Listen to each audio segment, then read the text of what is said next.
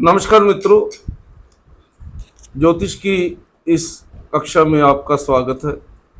आज हम लंबे समय के बाद यहाँ कक्षा ले रहे हैं। देखिए, अब से पहले जो 28 कक्षा हुई हैं उसमें हमने आपको वैदिक ज्योतिष के बेसिक नियम बताए हैं, दशा का बताया है, ग्रहों के स्वभाव बताए, ग्रहों की गति बताई, ग्रहों के होने वाले फल बताए।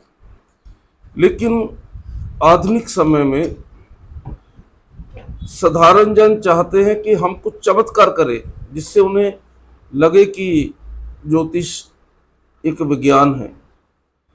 यानी लोग समझते हैं ज्योतिष कुछ होता ही नहीं है, सिर्फ हमारे पास एक बातचीत करने की स्किल है और उसी से हम लोगों को बहकाते हैं।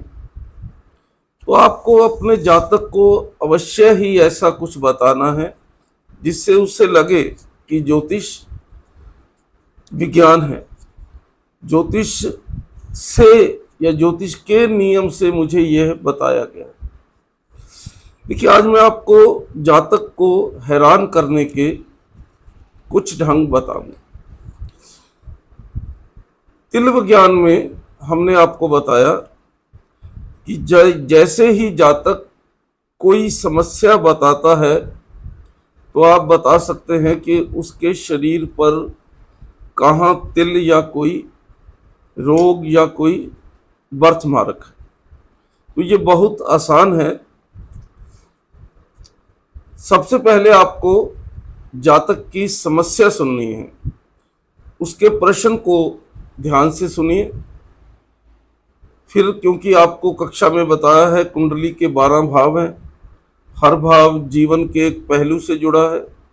ये 12 भाव हमारे शरीर पर ही हैं।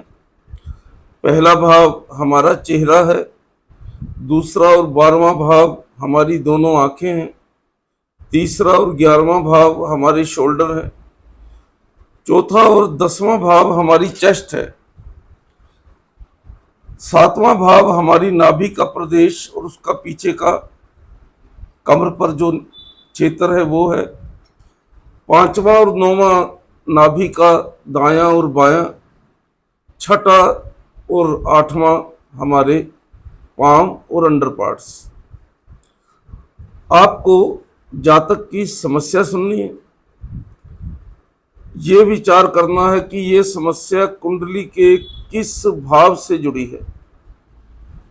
मान लीजिए जातक कहता है कि मेरी शादी नहीं हुई, या मेरे पारिवारिक जीवन में तनाव चल रहा है, या मैं अपनी पत्नी से संतुष्ट नहीं हूं, या मेरी पत्नी झगड़ा करती है। तो इन सब चीजों का संबंध है 7वें भाव से।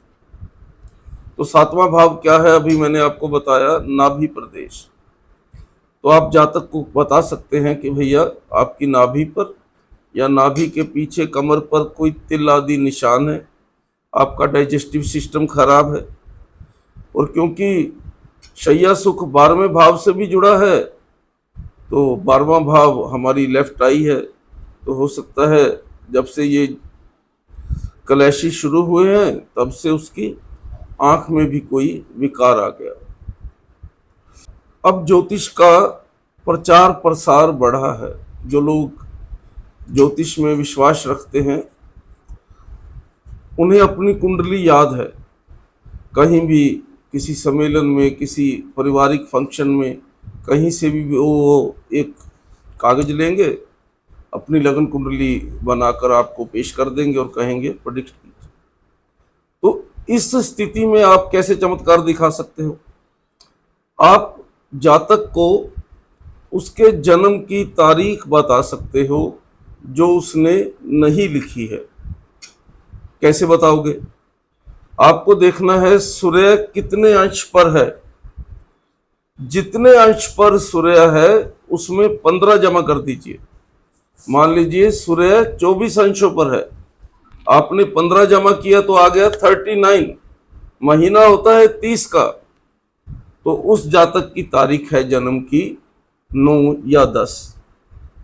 अब वो हैरान हो जाएगा क्योंकि तारीख तो उसने लिखी नहीं। आप उसे ही देखकर ये भी बता सकते हैं जातक का जन्म किस महीने में हुआ है, वो भी नहीं लिखा है उसने।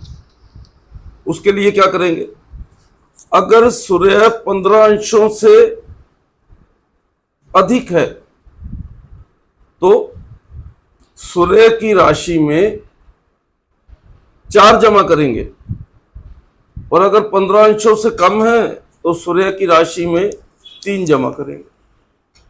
मान लीजिए सूर्य 24 अंश पर है तो ये 15 अंश से ज्यादा हो गया, और सूर्य कुंडली में कुंभ राशि में है तो कुंभ के 11 और 4 जोड़ेंगे तो 15, महीने के साल के महीने हैं 12, 15 में से 12 माइनस कर दीजिए तो 3 रह गए, जनवरी, फरवरी, मार्च। तो जातक का जन्म मार्च में हुआ है। अब आपने उसे 2 चीजें बता दी, एक उसके जन्म की तारीख बता दी और एक उसके जन्म का महीना बता दिया जो उसने कुंडली में नहीं लिखा। अब आप उसी लगन कुंडली से जातक के जन्म का लगभग समय बता सकते हैं। ये कैसे बताएंगे, सूर्योदय के समय जो कुंडली बनेगी उसमें सूर्य प्रथम भाव में होगा, यानी उस समय लगन क्या होगा, जिस राशि में सूर्य है वो लगन होगा। अब आपको क्या देखना है, उस कुंडली में सूर्य कौन से भाव में चला गया, लेकिन ये भाव हमें एंटी क्लॉकवाइज नहीं लेने हैं, हमें लगन से 2 की तरफ नहीं चलना है, हमें लगन से 12 की तरफ चलना है। तो हर 2 घंटे में सूर्य अगले भाव में आ जाएगा। तो मान लीजिए किसी का 10 बजे का जन्म है तो सूर्य उस कुंडली में तीसरे भाव में दिखाई दे रहा है, तो आप उसे बोल सकते हैं भैया आपका जन्म 9 मार्च को सुबह 9 से 11 के बीच में हुआ है। अब ये सारी बात उसने कुंडली में नहीं लिखी है, ये सारी बात आपने उसको कैसे बताई है, उसकी लगन कुंडली देखकर। और ये बिल्कुल आसान है, इससे भी जातक चमत्कार अनुभव करता है कि ये इस बातें इससे सबको कैसे पता है। एक और चमत्कार आपको मैं सिखाना चाहता हूं। आप जातक की कुंडली देखकर उसकी आयु भी बता सकते हैं, उसका जन्म तिथि भी बता सकते हैं। तो अमावस्या को सूर्य और चंद्रमा एक ही राशि में होते हैं। अगर जो कुंडली आपको दिखाई गई है उसमें सूर्य चंद्रमा एक ही राशि में है तो आप उसे कह सकते हैं कि आपका जन्म अमावस्या के नजदीक हुआ है या अमावस्या को हुआ है। और सूर्य और चंद्रमा पूर्णमासी को एक दूसरे के बिल्कुल सामने होते हैं, यानी यदि सूर्य 1 नंबर में है तो चंद्रमा 7 नंबर में होगा।